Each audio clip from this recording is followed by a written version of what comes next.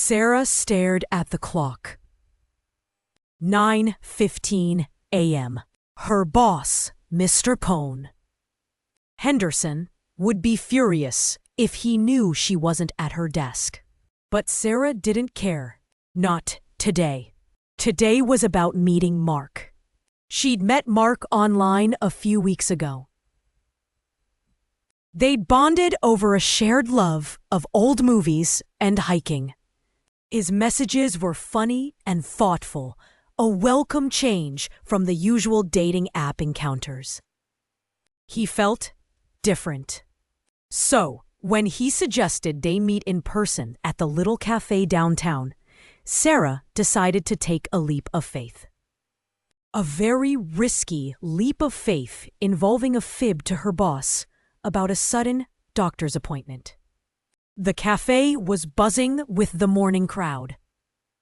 Sarah spotted him immediately, a head taller than everyone else, with kind eyes and a slightly crooked smile, just like in his pictures. He waved, and her stomach flipped. "Sarah?" he asked, his voice a little deeper than she expected. "Mark," she replied, trying to sound more confident than she felt. They talked for hours. About their families, their dreams, their biggest fears.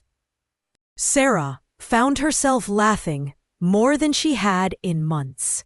Mark was even more amazing in person. He was smart, witty, and genuinely interested in what she had to say. But as the afternoon wore on, a nagging feeling crept into Sarah's mind. The guilt about skipping work, the fear of getting caught. Mr. Henderson was not known for his understanding nature.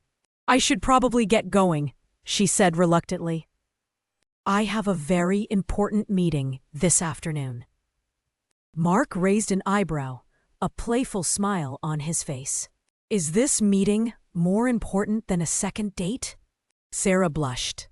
"Maybe not," she admitted. As she walked back to her apartment, Sarah's phone buzzed. It was a text from Mr. Henderson. "Sarah, please explain your absence today.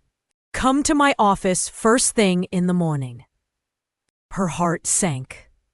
The joy of the day quickly faded, replaced by a wave of anxiety.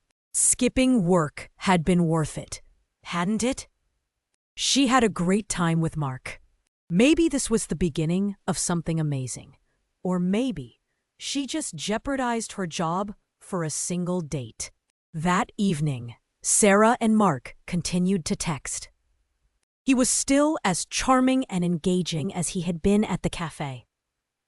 But with each message, Sarah couldn't help but worry about what was awaiting her at work. Mark asked if she was free for another date next week.